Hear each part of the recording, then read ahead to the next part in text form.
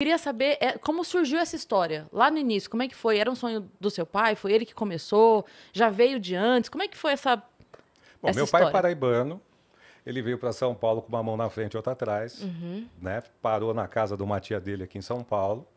E a tia dele, ele é nordestino, a tia dele falou: olha, aqui em São Paulo é difícil, porque nordestino aqui tem preconceito, o pessoal tem preconceito contra nordestino aqui em São Paulo, e tal.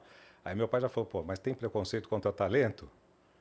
Aí minha tia falou: não, então eu sou talentoso, não sou mais nordestino. E começou a trabalhar. E aí foi atrás das barbearias de São Paulo aí para poder conseguir um trabalho. Conseguiu um, foi super bem.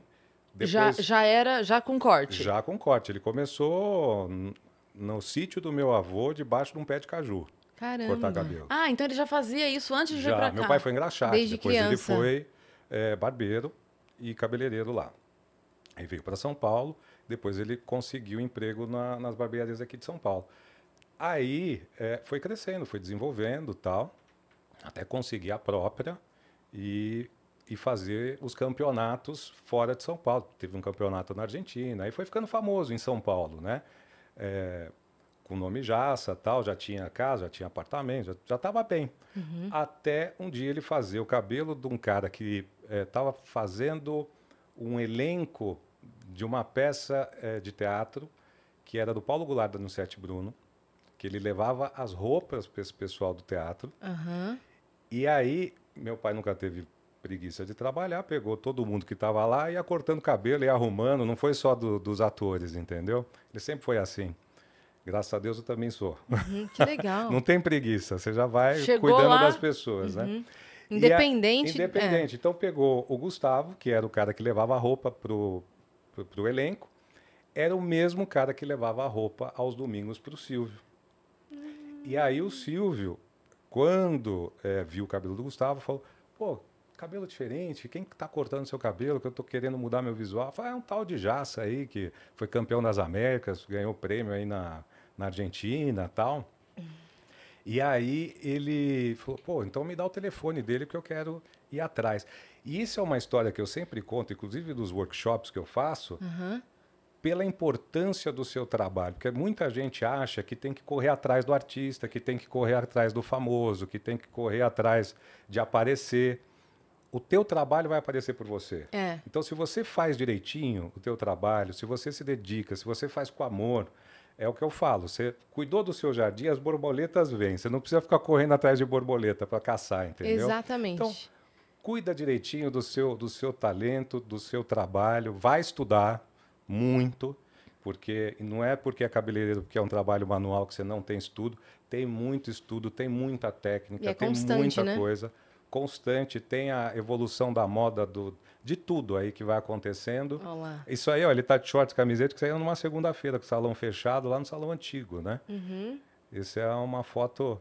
Tá vendo a foto atrás dele ali, que tá com Aham. jegue ali? Aham. Ele deixava no salão para as pessoas verem a origem dele, Que da onde ele legal. veio, né? Que demais. E isso foi para mim foi muito edificante, porque eu cresci nesse salão aí, eu nasci dia 11 de março, o salão foi inaugurado dia 20 de março, há 46 anos atrás.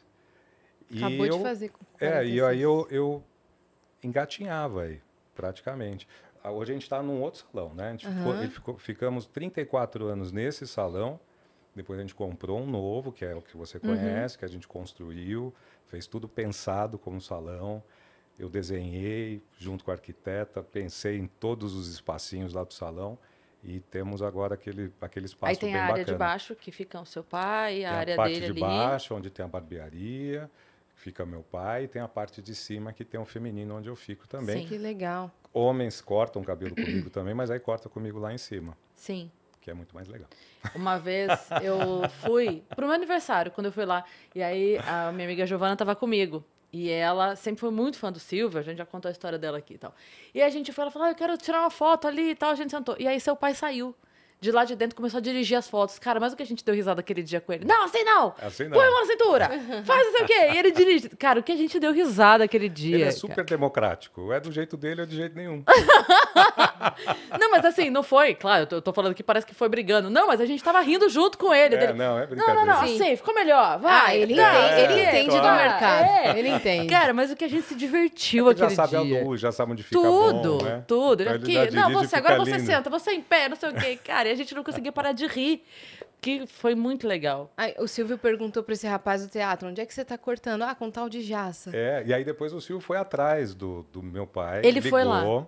Ele ligou, aí falou, é o Silvio Santos. Aí desligaram o telefone na cara. Gente, essa é a história real do Silvio. Acho que o Silvio, a vida inteira, Não só consegue levou... ligar pra ninguém. Não consegue.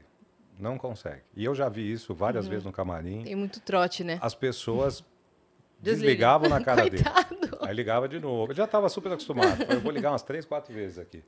E ia lá. Aí ligou pro meu pai, desligou na cara, tal, aquela coisa. Aí conseguiu. Não, é o Silvio Santos, tal. E aí eu... Cara, que vida é essa da Que pessoa, vida, né? né? É o Silvio Santos, mal oi. Aham, tá, plá. Ê, Né? Cara caralho. poderoso, Sim. super, todo mundo conhece, papá, liga pra alguém, leva Desliga o telefone na na cara. cara, é. Impressionante. Pior Vida que é. difícil essa. Aí combinaram, aí meu pai combinou de ir na casa do Silvio, porque nessa época meu pai tinha um salão super pequeno, que era dentro de um hotel lá no centro da cidade, que tinha praticamente 2 ou 3 cadeiras. Então ele pensou assim, se o Silvio vier aqui, vai parar a cidade. Porque o Silvio... sim. Naquela época, sempre foi muito famoso, né? Mas naquela época era assim, dava 60, 70 pontos de Ibope. Era o auge. Era impressionante. Ah. E parava mesmo. Olha Aí ele foi para a casa do Silvio, fez o corte de cabelo, fez uma demonstração de penteado, falou de visagismo e tal. Hoje que está muito na moda, meu pai já faz isso há muitos anos. Do visagismo? Falar qual é o penteado ideal, tal, para televisão e tudo mais. E aí o Silvio se apaixonou. Aí ele falou, porra, Jaça é um nome maravilhoso, nunca ouvi falar, você vai ficar muito famoso. Né? E aí meu pai combinou com ele de ele só pagar depois, porque ele falou, não, quanto que é o teu corte e tal? Eu liguei lá, perguntei, ia pagar, ele falou, não, meu corte domicílio é diferente. Né? Então também já se colocou como um profissional. Tem todo esse posicionamento aí que meu pai fez intuitivamente, que hoje todo mundo fala com didática, ensina isso com didática, né? Ele foi super intuitivo, porque o Silvio O falou talento assim, que ele falou que tinha. E exatamente. Então, aí o Silvio falou, pô, esse cara é diferenciado.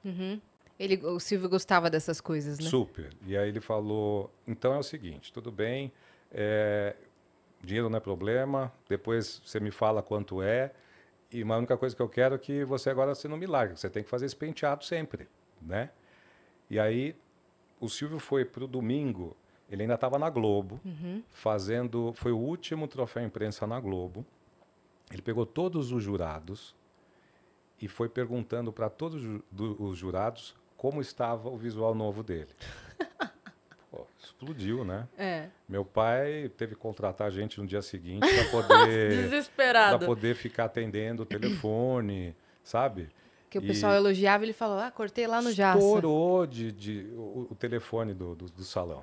Estourou. Foi todo mundo pro salão. Foi um sucesso. Que demais. Caramba. E aí, meu pai já naquela época falou, bom, os meus clientes antigos eu vou manter o preço, porque eles não, né?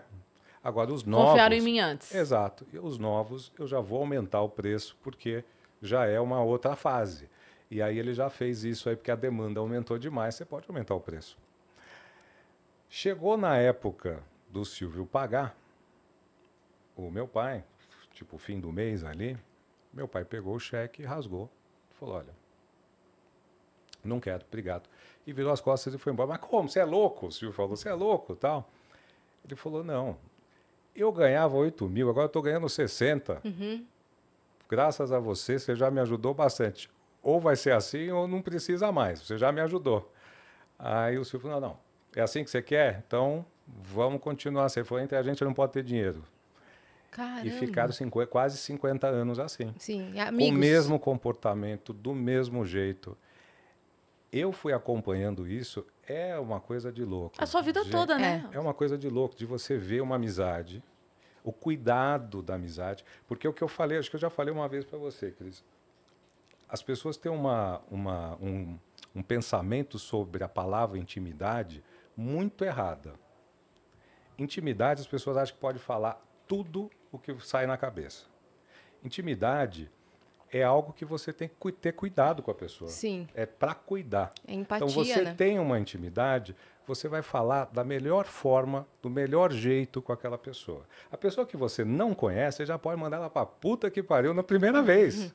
Não é? Sim. Você não tem intimidade. Então, quem você não tem intimidade, você fala o que vier na tua cabeça, porque você não vai ver mais, você não quer mais, você não quer se aproximar daquela pessoa.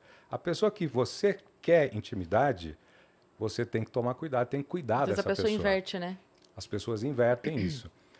E isso eu fui vendo na prática ali.